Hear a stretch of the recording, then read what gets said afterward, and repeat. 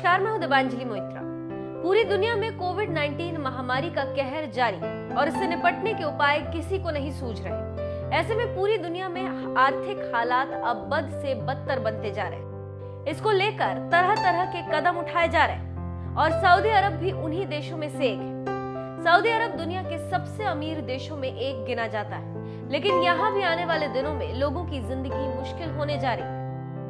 Saudi अरब अब private sector की कंपनियों को सैलरी में 40% तक की कटौती करने की इजाजत दे दी है। सऊदी अरब के प्रमुख अखबार अशराक अल अवसात की रिपोर्ट की माने तो आर्थिक संकट को देखते हुए सऊदी अरब में काम कर रहे लोगों के कॉन्ट्रैक्ट भी खत्म किए जा रहे हैं। ऐसे में इस वक्त सऊदी अरब में 26 लाख भारतीय रहते हैं और इस फैसले का उन पर काफी बुरा असर पड़ने वाला है।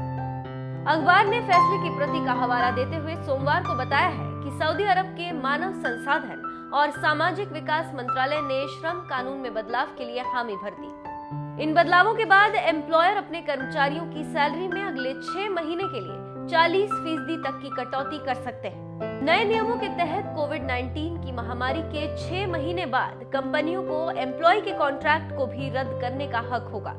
हालांकि एम्प्लॉयर्स कॉन्ट्रैक्ट खत्म करने का फैसला जल्दबाजी में ना उठाएं।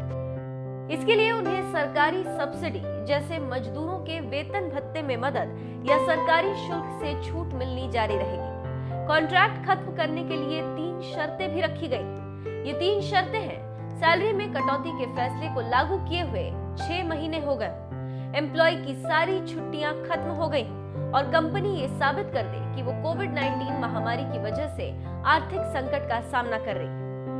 अशराक अल अवसात की रिपोर्ट के मुताबिक मंत्रिमंडल के इस फैसले पर सऊदी अरब की सरकार की मुहर लगनी बाकी है। सरकार की मंजूरी के बाद इसे लागू कर दिया जाएगा। ऐसे में सऊदी अरब में भारतीय राजदूत आसुफ सैयद भी एक इंटरव्यू में कह चुके हैं कि खाड़ी देशों में काम कर रहे भारतीयों की नौकरियां जा सकती हैं और इससे भारत को रेमिटेंस का भी भारी नुकसान होगा।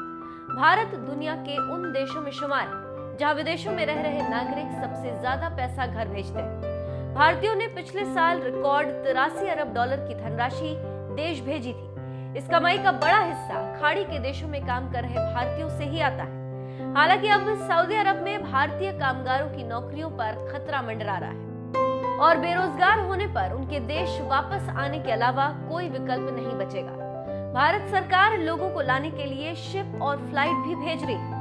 तो आप समझ सकते हैं कि कोविड-19 कैसे लोगों की जिंदगियों को छीन रही है और सऊदी अरब के इस फैसले से भारतीयों का काफी नुकसान होने वाला है। देखना होगा कि आगे क्या होता है।